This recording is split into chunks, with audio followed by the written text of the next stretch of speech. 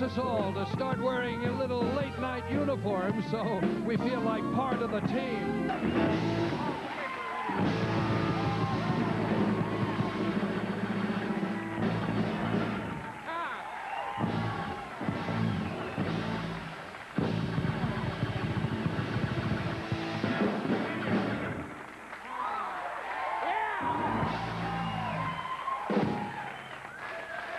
Thank you very much. Thank you, ladies and gentlemen. Can you feel the electricity building? That's funny because we are in the electricity building. But you know, ladies and gentlemen, I have the worst hairpiece in show business. Look at this. Boy, I hope you folks had a nice weekend. You know, I'll be honest with you. I did what I usually do over the weekend. A bunch of my volunteer fireman buddies came over. And we got drunk and spent the day listening to the police scanner. So it was...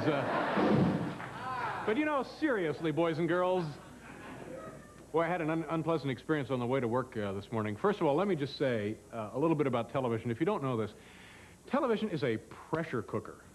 Tense, every day something new, and it goes on and on. It's relentless, it's agonizing, it's debilitating, and periodically somebody who's been in television for a lengthy period of time can suffer kind of a burnout and, you know, maybe have some kind of a breakdown. And so I hope I'm not telling tales out of school here, but right around the corner from us is Studio 8G, where they do the Phil Donahue show.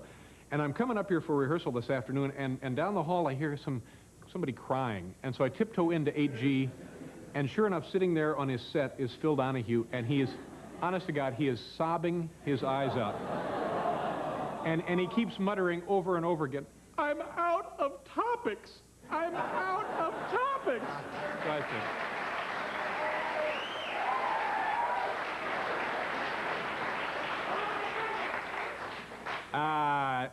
said, dear Abby, what's her last name? Abigail Van Buren. That's right. And who's the other one? Ann Landers. They had a reunion together. They appeared at their 50th high school reunion this weekend in Iowa. Fortunately now, they both escaped serious injury when their hair collided. But you know... keep your eyes on me at all times, Anton, because when you see the elbow, that's your cue to... There you go. This is sickening, but I guess it was inevitable. Here in New York today, street vendors are selling what they claim are official presidential polyps. I don't know. It's only a joke. Oh, stop it! We have a woman here from Troy, New York. Now, I don't want to hear this out of you. Waited 18 months to get tickets for tonight's show. And, Paul, are you going to take her to dinner or not?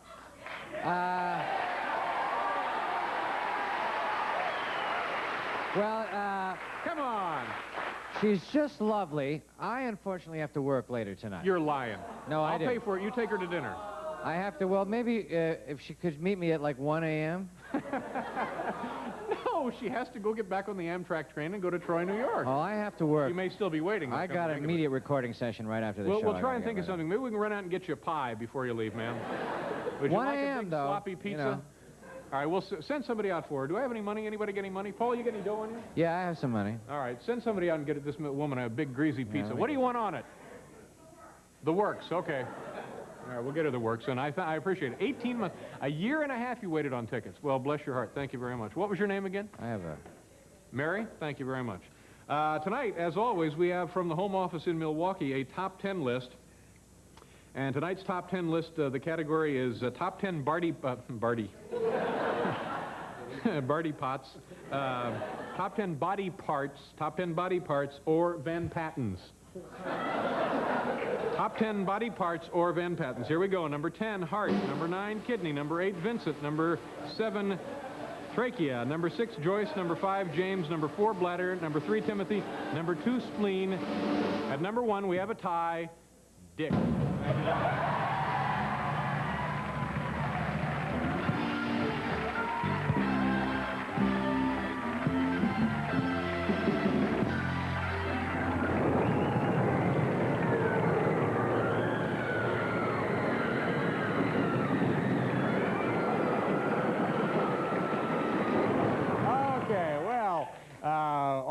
Summer, we're going to be in this beautiful Studio 8. What do we got here? 8H. 8H, and we're going to show you around the backstages. Once you leave this area here, it's completely different from where we used to be, which was 6... 6A. 6A, we're 2 floors up and a couple down. 8H, come on back here. See, it's pretty much the same, and then you come back here, and it's a little bit different. Totally This is our cameraman, Carl Eckert, and this is the backstage area. You see some of the staff members back there. 5 minutes, Miss Ellerbee. Oh, joke. Just a joke. It's a joke. Now, this is nice. You see these empty seats up here? We discount those for church and civic groups. How you doing? Now, here's something that I like to do for the staff here. You guys can enjoy this. Look up and enjoy this. See, this is me now doing a scene from Quincy. You ready? Here we go. Is this your husband, ma'am? Forget it. Okay. Now, back here, we're in a makeup area. This is a very historic location. This is where Lucille Ball used to put on all of her makeup before all of her wonderful programs, and she left behind some old compacts. And here's a Q-tip, and I believe that's coral blush there. All right, what else do we have? Oh, here, this is nice. Look at this. See this thing here? We have a little note on this that says, "Save late night." Can you believe this? Some idiot was going to throw this away. All right, come on back this way. And we're entering kind of a tunnel, and this tunnel has been here since 1937. By the way, this is not a real exit. Those are just painted on there to bring this building up to code.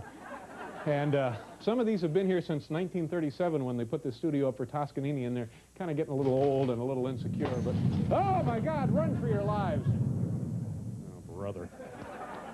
Yeah, we'll get you a really big sloppy pizza, Mary. Don't worry about it. Now, here's something fun to do. We have these colored gels, and I like to, let's say somebody at home tuned in late, I like to play games with them.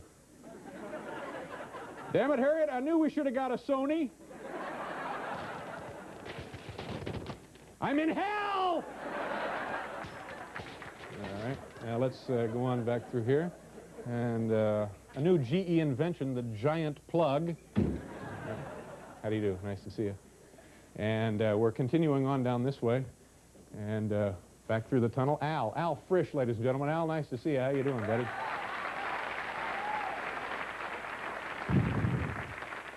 Take a look at this sink. Boy, you talk about hygiene. You talk about sanitation.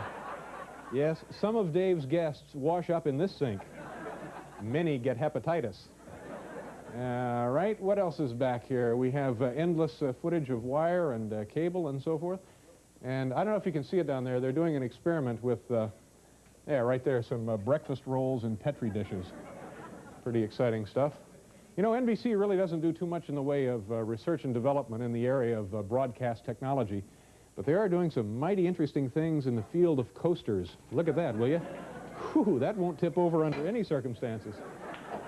We're mighty proud. All right. Come on back here. Folks, this concludes the tour, and what we're going to do for you now is the action-adventure portion of the broadcast. So, Howard, are you ready? Okay, Howard is ready. Carl, I have to ask you a question now. Do you want to stay here in the studio for the rest of your life and rot in hell, or do you want to go with me and breathe the air of a free man? I think I'll stay here, Dave. Are you going to stay? Okay. All right, the action-adventure portion of the program. Here we go. Thank you very much. All right. Oh! Oh! Oh! Oh! Oh, where am I? Where am I? My God.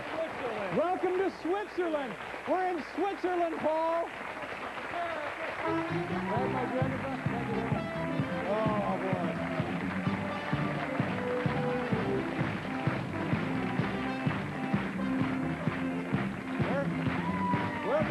We'll be right back. Well, what happened? It was a Dramamine. Paul was taking Dramamine all day Friday because we were on the Hudson River with We Chris did Elliott. some shooting on the Hudson River in a boat. I popped one Dramamine and I slept throughout the whole. Did it make you woozy, drowsy, or what? Yeah, I was sleeping. You know, as we were taping, I was actually sleeping. And Yeah, would but have anyway, made it to the game. you missed the Really game. meant to be there. We lost. We lost to the Today Show. It was not a bad game, but I stink. I got to retire. I'm going to just do hunting and fishing in the off-season. You're and then unhappy with your playing? Brant Gumbel was not there. Did not show up. Uh-oh. What the hell is making... Is that the... that's the thrill cam making that Thrill noise? cam. Those special graphite bearings, I guess. Anyway, Bryant Gumbel was not there because, of course, Friday is manicure day for Bryant. And he just couldn't be there. Oh, wow. But we lost. It was not a bad game. They were pretty nice people. We could have won. It was 9-8. Not a bad game. What did I say? Not a bad game. I said it was not a bad game. Not a bad game. I'm sorry, Not Paul. I'm a little testy tonight. It's all right. You know what they say, bad dress, great air show. And what is this? This is the air show. And how's it going? Well, so far, great, I think. Great? Yeah, well, you know, it's very, very good. Very good. A very nice show so far. Do you think it will stick to the tape? Pretty much all we care about here at NBC. Let's get on with the damn show. We have a wonderful program. Look, Yeah! we have beer. Who wants some?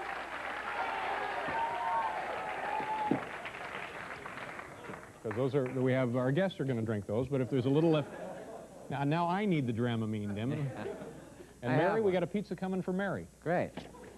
All the way from Troy, New York. Where is Troy, Mary? About 150 miles north of New York City. I see. Okay. 8 miles north of Albany. 8 miles north of where? Albany, New York?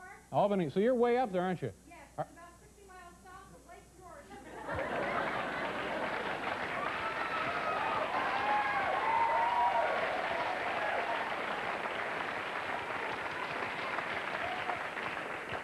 What, do you got a road atlas up there, Mary? Or?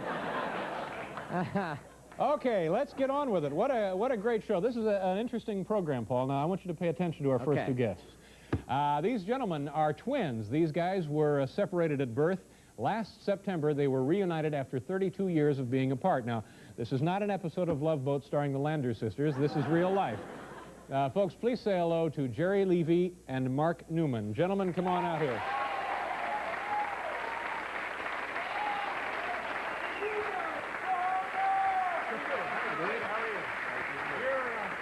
I'm Mark. You're Mark, you're Jerry. All right, have a seat, gentlemen. All right, now this happened in September. How did it happen? You were separated since birth, and then what happened?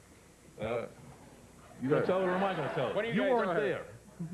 All right, you start first. You're Mark. I'm Mark. You're Mark. All right.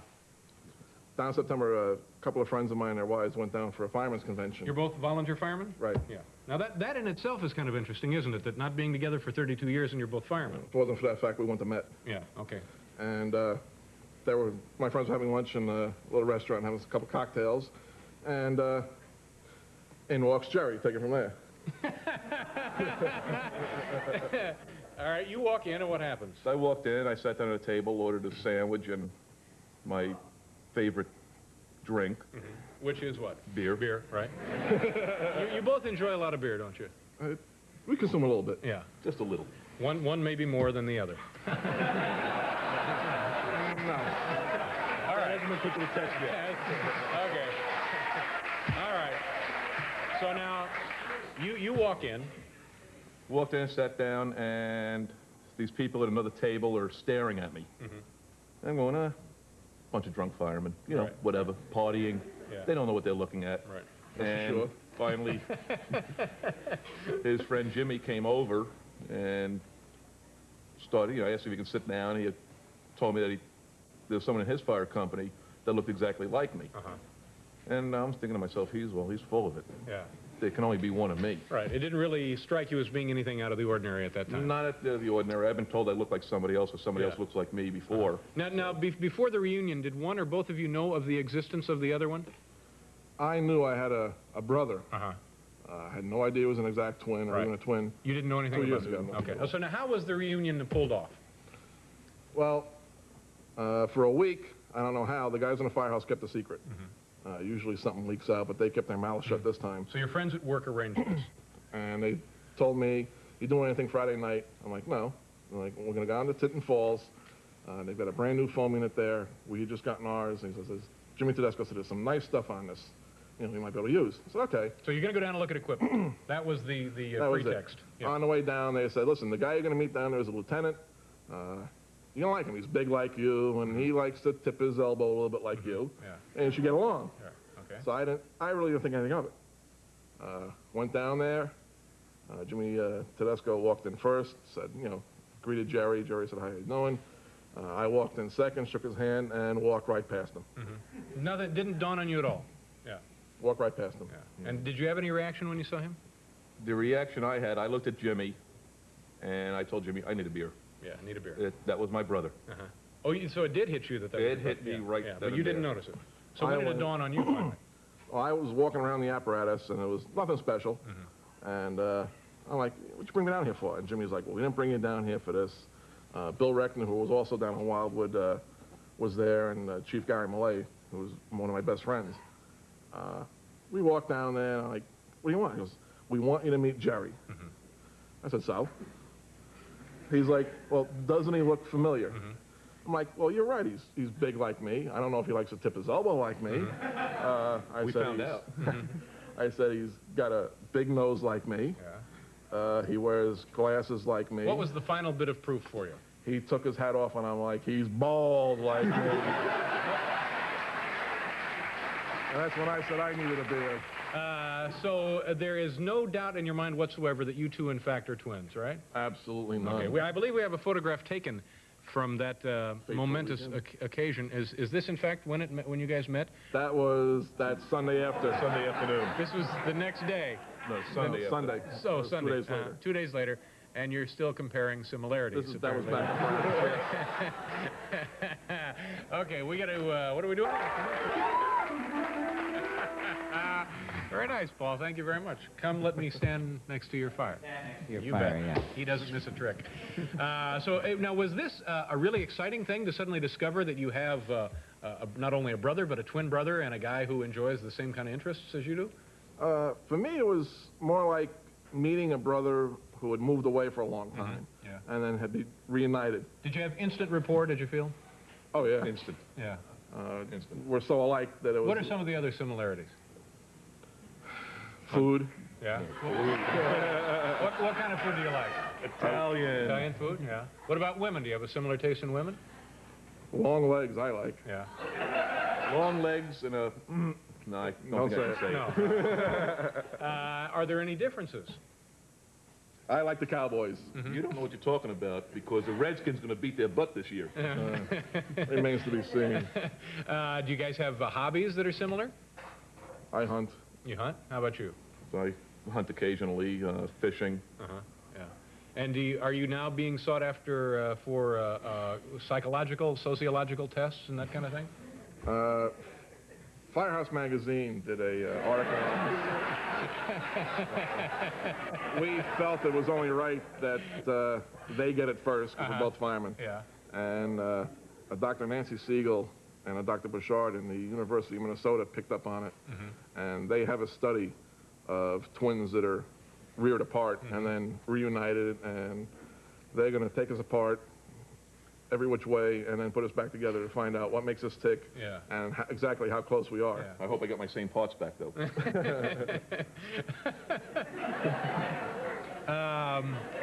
But has it been overall, it must be a dramatic change for you? Not really. We both have our own lives. It's every time we get together, it turns out to be one big party. Yeah. So. But wouldn't that be true regardless of who you got together with? It seems like. Hey, you seem to have fun. Yeah. And we have to thank somebody for letting somebody come to this show tonight. Is that right? Who do we have to thank here? Somebody's employer? Yeah, I'd like to thank my boss. What's his name? Ron Newell from Allied Fire and Safety Equipment Company Incorporated out of Middletown, New Jersey. And you're thanking, why are you thanking him exactly? What did he do in all of this? He's taking it after everything hit the fan. Pretty good, a good sport. Good sport about what? What? I don't understand. Letting me off of work. Oh, he let you off work. I see. Okay. Well, he's very generous. Apparently you can't. I've got to talk to him. All right, now, let me say, Mark? Right. Jerry. Right. Well, congratulations, gentlemen, and I hope this continues. Thank you, Paul. Tomorrow on this program, Bill Dana will be here, Mitch Gaylord, and Tony Randall. Quite a show. That will be tomorrow. Why are you applauding? Tony Randall? But it's a darn fine show anyway, isn't it? Even without Tony Randall, you would have burst into applause. Spontaneously, don't you think? Hello? And coming up later in this program, we have Linda Ellerbee from NBC News and also John Witherspoon, also from NBC News. And we're waiting on a pizza for this woman from Troy, New York. You got to eat it, ma'am. All right? Okay. But right now we're going to do another surefire piece of comedy here. It's something we like to call dumb ads. These are advertisements found in periodical publications from all over the United States. Paul, take it away. Yeah. There we go. The dumb ads theme, ladies and gentlemen. There's a certain kind of ad that I love. It's an ad that this kid has been dreaming of. When you talk of ads, you could be thinking of just one. The kind of ads that are so dumb.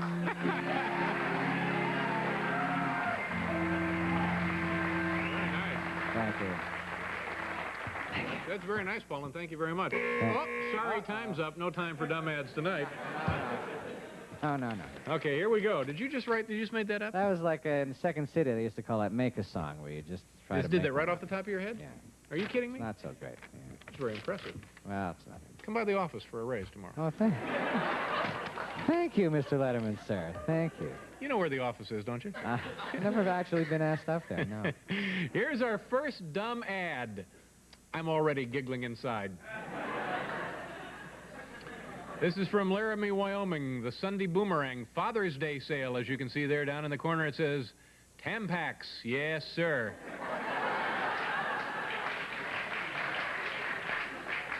Gee, Dad's having a great Father's Day. He's biking, boating, horseback riding.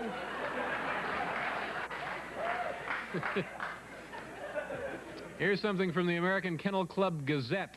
Gifts and novelties. Have your dog's hair hand-spun into yarn. Hats, scarves, sweaters, and more also available. These clothes get wet and they smell pretty good on an elevator. Take it from me. Here's something from the Pittsburgh Press Windows Restaurant. We invite you to enjoy our Monday night dinner special, an 8-ounce New York strip steak dinner with complimentary glass of wine, only $6.95. Gee, that's pretty impressive. A Monday night dinner special. Whoops, no, we're closed on Mondays.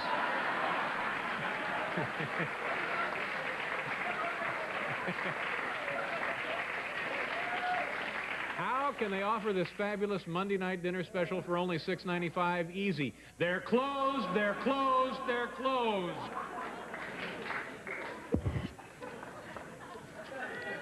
Something from the Lawrence, Massachusetts Yellow Pages. Michael J. Early, Esquire, General Practice of Law. Operating under the influence of alcohol.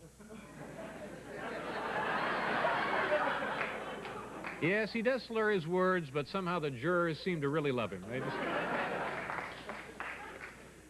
newspaper in Auburn, New York. Whether driving north or south, stop in at Chris and Green's and fill your mouth. Oddly enough, this is a bait shop. No. Paul, oddly enough, this is a bait shop. There's a certain kind of bake shop Stop it. that I love. Stop it. This is something labeled a flyer from California. Didn't you date a flyer from California once, Paul? I dated a flight attendant. Oh, it was a flight attendant. Yeah. Big bells. Wild. She was wild. Totally wild. Here's Big Bells and Flares. It says, Fowler's has the big selection of these hard-to-find men's jeans. Gee, you know, they are hard to find. I've been looking all over for something to make me look really stupid. So the Portland Oregonian, warning, this has no joke with it. What the hell is that? We have a malfunctioning piece of material here. There. Okay, let's try this one. Warning, carpenter ants now swarming. They are as destructive as termites and will cause serious damage to your home or business. They will not go away and must be eradicated by professionals. Don't you understand, General? They feed on energy. Dropping the atomic bomb on them will only make them stronger.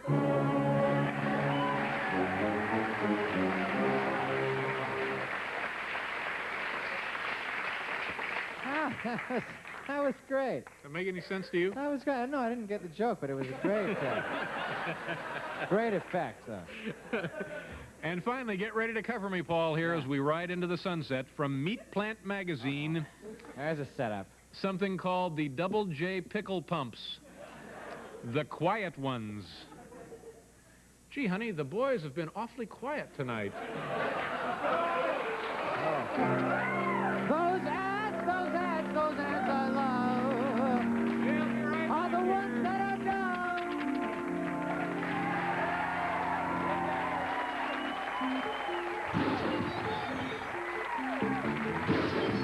so it goes. How are we coming on the pie, by the way? Where did we order it from? Well, we did order the pizza, didn't we? Hero City. All right, so it should be here, don't you think? Okay. Anyway, this woman on Friday was employed by NBC right here as a news correspondent. Today, we're not really sure. Folks, please say hello to NBC news person and best-selling author Linda Ellerbee. Linda, come on out. Hiya. How are you? Nice to see you. Please have a seat. Thank you very much. I'm sorry you were here Thursday night and we ran out of time, That's all so right. please accept my apologies. It's nicer to be here now when I'm unemployed. It's television. Now, are you really unemployed? Technically, my contract ran out at midnight last night. And why is that? Why did that happen? Negotiations broke down? Something like that, yes. But why? Does it have anything to do with what you said in the book here? Well, I don't know. Nobody that I work for has mentioned the book, which might well explain it. Did you hurt people's feelings in No, it? I didn't. It's a kind book, and I wrote it on the assumption that my employers had a sense of humor. What could go wrong? Yeah. But do you mention names of fellow NBC employees here? Yeah, I do. My fellow NBC employees like the book a lot. What about the news management? I haven't heard a word from them, but then I didn't send any free copies either. Yeah. Well, let's talk a little bit about, Lloyd Dobbins. What do you say about Lloyd in here? I have it right. Well, I do tell a story about Lloyd on the campaign trail and why he now travels with a nightlight. And that is because in one of those Hyatt hotels that has the large atrium. The atrium in the middle, Yes, in the middle.